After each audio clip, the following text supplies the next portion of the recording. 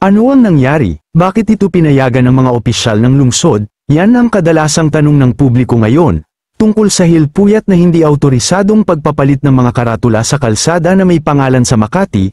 Ang orihinal na mga karatula sa kalsada na nagpapakita ng hilpuyat ay pinalitan ng hiltulog bilang bahagi ng isang kampanya sa advertising ng walang kaukulang pahintulot. Ang pagbabagong ito ay nagdulot ng galit ng publiko at kawalan ng paggalang sa alaala ng yumaong dating Senate President na si Hilpuyat. Agad na inalis ng alkalde ng Makati na si Abby Binay ang mga binagong karatula at pinagsabihan ng mga opisyal ng lungsod na responsable sa pangangasiwa. Ang insidente ay nagdulot ng kontrobersya sa social media, kung saan marami ang tumututol sa pagbabago bilang walang galang at ilegal. Ang pamilya ni Hilpuyat ay nagsampa ng reklamo laban sa advertising agency na responsable sa hindi autorisadong pagbabago, na itinatampok ang insultong dulot ng kampanyang Hiltulog. Ang sitwasyon ay humantong sa isang pampublikong paghingi ng tawad mula sa Wellspring brand, na kinikilala ang pagkakasala na dulot ng binagong mga palatandaan sa kalsada. Ang insidente ay nagbigay liwanag sa kahalagahan ng paggalang sa mga pampublikong tao at sa kanilang mga pamana, na binibigyang diin ang pangangailangan para sa wastong mga protokol at pahintulot sa anumang pampublikong pag-advertise o mga aktibidad na pangpromosyon upang maiwasan ang mga ganitong kawalang galang na aksyon.